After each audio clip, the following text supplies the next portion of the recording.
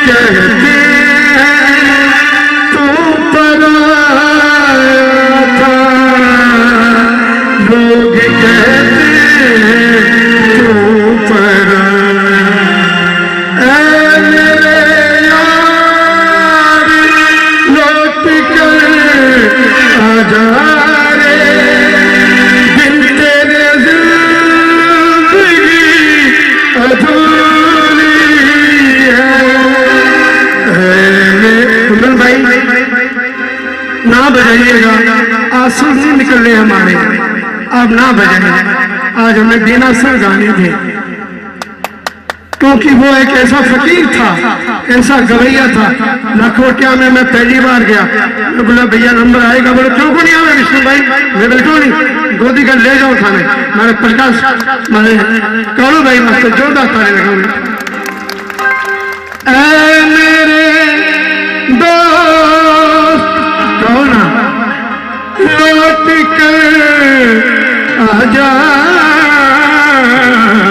रे, एक फूल तेरी समाधि पे रख कर,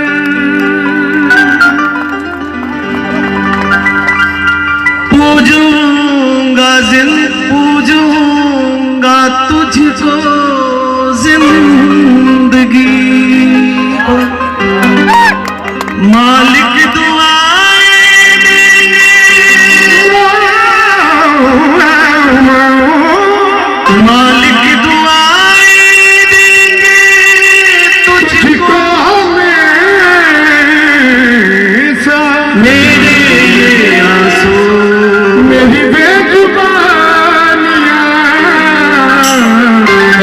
मेरे दोस्त लौट के आजा, बिन तेरे जिंदगी अधूरी है।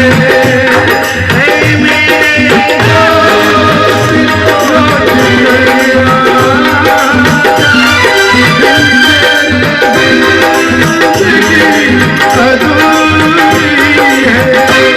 आके तू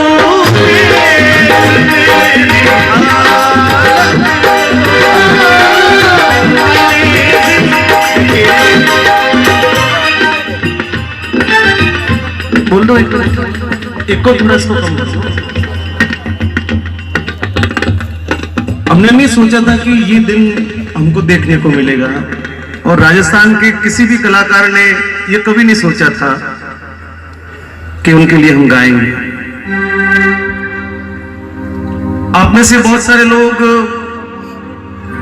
यहां पर बैठे हैं, तो सभी का किसी न किसी रूप में उनसे किसी न किसी माध्यम से किसी न किसी उनके स्वरूप से आपका दर्शन, आपका दीदार आप रूबरू हुए होंगे। कोई मित्र के रूप में हुआ होगा, कोई ऑर्गेनाइजर के रूप में हुआ होगा, कोई उनके बाल सखा के रूप में हुआ होगा, कोई उनके विद्यालय के काल में हुआ होगा।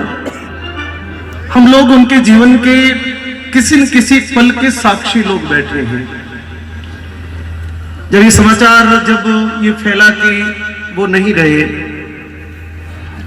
तो ऐसा लगा कि जैसे पूरी दुनिया, पूरा संसार, ग्रह नक्षत्र, ये संसार, पृथ्वी, हवाएं सब रुक गई। मैं बहुत करीब था उनके, और वास्तव में करीब था। उनके जीवन की कुछ विशेषताएं थी जो शायद उनके गांव के लोग या उनके परिवार के लोग या उनके बहुत करीब के लोग उस बात को जानते हैं। उसमें से एक बात का साक्षी मैं हूं, क्योंकि जब भी मुझे वो फोन करते थे तो सिर्फ और सिर्फ अपने मन की बात करने के लिए फोन करते थे, और उनकी एक आदत थी कि जब तक फोन रिसीव नहीं होता था तब तक वो लगातार फोन करते थे, भले आधा घंटा घंटा पर। तो मैंने उनको पूछा, मैंने कहा कालू भाई आप इतने वर्षों से, क्योंकि 2001 के साल से मैं उनके सफर का साक्षी रहा, जब उन्होंने गुरुजीरा शब्द अमोल और काना कांकरिया नाम से, जब काना कांकरिया को जब उन्होंने दुनिया में लाया था, उसके साथ में उन्होंने अपने गांव के प्रति, वो चाहते तो अपने नाम के पीछे परिहार लगा सकते थे, वो चाहते थे। जब कैसेट पे फर्स्ट बार में जब कैसेट पे लिखा जाता है यदि किसी ऑडियो पर, तो वो उसका सरनेम वो जो चाहता वही लिखा जाता। फर्स्ट बार में कंपनी पूछती है कि आपके पीछे क्या लिखना है, तो चाहते तो परिहार लिखा सकते थे या अपने मन से कुछ भी नाम लिखा सकते थे, लेकिन उस आदमी की इस गांव के प्रति श्रद्धा रही कि उन्होंने अपने नाम के पीछे बिखरनिया लिखना तय किया, और इस बिखरनिया गांव को पूरे विश्व के सामने उन्होंने इस गांव को चमका दिया, रोशन कर दिया। उसके बाद में उनकी दूसरी जो विशेषता थी कि उन्होंने अपने शुरुआती दौर में जो कुछ कमाया वो सब अपने परिवार के लिए, अपनी बहनों की शादियां की, अपने बहनों की शादियां की, उनके बाद में अपने भाइयों को सेटल किया। और इस पूरे कार्यकाल में उनके जीवन के लगभग 15 वर्ष बीत गए। उन्होंने जो कमाया, जो मिला उनको, और 2-3 कार्यक्रम का साक्षी रहा, क्योंकि उनकी बहन का जब विवाह था तो मैं उस कार्यक्रम में था। या हमारे साहब के यहाँ पर, ठाकुर साहब के यहाँ पे उसका कार्यक्रम रखा गया। 2 वर्ष पहले उनके पिताजी शांत हुए, तब हम माता जी उस जागरण में हम आए, तो उसको भी उन्होंने पूर्ण कर्तव्य रूप से निभाया। और फिर अभी लॉकडाउन में उन्होंने कहा कि प्रकाश भाई, बहुत सुख के दिन जब आए थे तो ये कोरोना नाम का ये दैत्य जो आया वो मेरे जीवन को बहुत मुश्किल में डाल गया। मैं कभी कभी पूछता था, मैंने कालू भाई आपको कुछ भी आवश्यकता हो, निसंकोच आप किसी और को कहें ना कहें, आपका मन हो, लेकिन मुझे जरूर कहिएगा कि मैं क्या कर सकता हूं आपके लिए। आप सभी मित्रों को एक बहुत बड़ी बात में, आप ताली अभी ना बजाएं, लेकिन इसके बाद में उनके लिए ताली जरूर बजाएं कि वो आदमी इतना स्वाभिमानी था, वो आदमी इतना अपने मन से इतना स्वाभिमानी था कि उसने अपने घर के लिए या अपने परिवार के लिए किसी के आगे हाथ नहीं फैलाया। उसने किसी के सामने अपने हाथ को यूं नहीं किया। उसको लगता था कि जो मुझे मिलेगा मेरी मेहनत से मिलेगा, जो मुझे गाने के बाद में मिलेगा या मुझे मेरे गायन के बाद में मुझे तोहफा मिलेगा, उस पर मेरा अधिकार हो सकता है, लेकिन मैं अपनी प्रसिद्धि का, मैं अपनी योग्यता का या मैं अपने परिचय का मैं किसी भी प्रकार से फायदा उठाऊंगा। मैंने उनको बहुत बार कहा।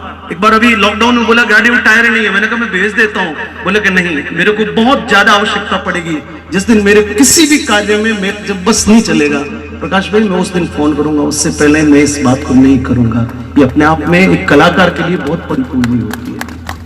आप सभी लोग आए हो और वो ऊपर बैठा बैठा हम सभी को बहुत आराम से फकीर के जैसे वो हंसता हंसता हम सबको देख रहा है। ये मेरा विश्वास है, क्योंकि वो मौज में चला गया, वो मौज में चला गया और वो जीते जी मौज में था, वो जीते जी फकीर के रूप में था। किसी भी प्रकार के दर्द को उसने व्यक्त नहीं होने दिया, किसी भी पीड़ा को उसने लोगों के बीच में नहीं आने दिया। खुद के घर में, खुद के शरीर में किसी भी प्रकार की तकलीफ है, लेकिन उसने उस तकलीफ को लोगों के बीच में नहीं आने दिया। वो जीते जी फकीर था और आज जहां पर भी है वहां से भी बहुत आराम से हंसते हुए हम सब लोगों को देख रहा है। उनका आशीर्वाद हम सभी पर बना रहे। और आप सभी लोगों ने इस परिवार के लिए जो श्रद्धा दिखाई है, उस श्रद्धा को सिर्फ आज नहीं, 2 दिन नहीं, महीने भर नहीं, मैं मानता हूं कि उसके लिए यदि सच्ची श्रद्धा हो तो ये बालक जब तक अपने पैरों पे खड़े नहीं हो जाए तब तक बार बार संभालें, इनको फोन करें, इनकी कोई भी सुख दुख की बात करें, क्योंकि हमारा ये दायित्व बनेगा जब तक ये बच्चे अपने पैर पर खड़े होकर कुछ नाम नहीं कर ले, कुछ काम नहीं कर ले, तब तक हम सभी लोग इस यज्ञ में अपनी आहुति देंगे। ये मेरा विश्वास है। घोषणा किसी प्रकार की करने की आवश्यकता नहीं है, बस अपनी अपनी श्रद्धा के अनुसार जो चले वो आपका कालू भाई के प्रति, उनके प्रति आपकी सबकी निष्ठा होगी। बस ये 2 लाइन में इनके साथ में गा लेता हूं। वही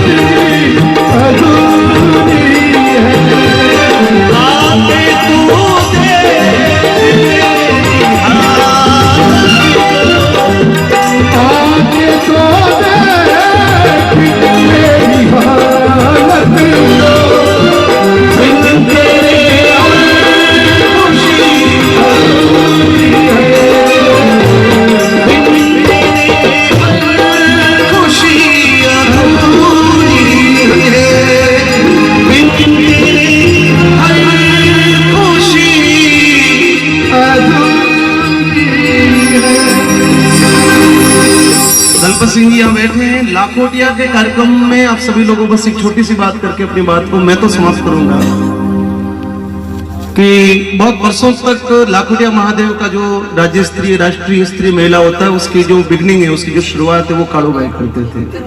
सरस्वती वंदना उनके खाते में फिक्स लिखी होती थी, वो हमको याद है। ताली बजाओ एक बार जो। तो वहां पर आप सब लोग में से कोई गया हो शायद, लेकिन यहाँ जो जितने भी हमारे गायन वादन से संबंधित लोग बैठे हैं, वहां पर सामने जो दर्शक दीर्घा बनती थी उसमें बीच का जो जगह थी वो उसको वीआईपी जो मेहमान और विशिष्ट लोग जो होते थे उनके लिए बैठने के लिए वो स्थान मुक्कर किया जाता था। तो जो भी राजनीति से जुड़े हुए या जो भामाशाह लोग हैं या जो समाज में अपनी प्रतिष्ठा रखते हैं उन लोगों के लिए बैठने के लिए संयोग से ये दलपत जी हमको, मनचला जी को, विष्णु भाई को, इनको भी आग्रह करते थे। आशा जी बैठे हैं, गजेंद्र जी हैं, तो जो भी वहां पर वरिष्ठ जो दिलीप भाई है, मैं सबके नाम लूंगा तो लंबा हो जाएगा, आप अन्यथा नहीं लें, पर जो भी वरिष्ठ तब तो इनको लगता था कि उस दर्शक दीर्घा में वीआईपी जगह पे उनको बिठाएं। तो वो भाई भी आते और वो अपनी मौज में आते थे, अकेले नहीं आते कभी। वो 5-10 लोग अपनी गाड़ी में मस्ती वाले लेके आते। तो हम बहुत आग्रह करते थे कि कालू भाई हमारे साथ में आके बैठो, लेकिन वो हमेशा अपनी मौज में अपने आए हुए साथ में लोगों के साथ में अलग ही अपनी मस्ती में बैठते थे। ये भी अपने आप में अपने लोगों के प्रति उनकी श्रद्धा थी। और अभी जब यहाँ पर दलपत सिंह जी आए और हम लोग बैठे थे तो मैं सच कह रहा हूँ कि मेरा भी थोड़ा सा मानसिक अभी ये कोरोना के कारण से ठीक नहीं है। थोड़ी देर के लिए मैं भूल गया, मुझे लगा कि शायद लाखोटिया के कार्यक्रम में बैठे हैं, मनचला जी इधर बैठे हैं, दिलीप भाई इधर बैठे हैं और कालू भाई उधर पीछे बैठे होंगे, ऐसा एक विचार आया मन में। लेकिन अचानक से जब उनकी तस्वीर देखी फिर याद आया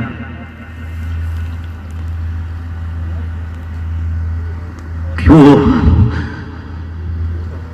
वो कहीं नहीं, वो तुम्हारे बीच में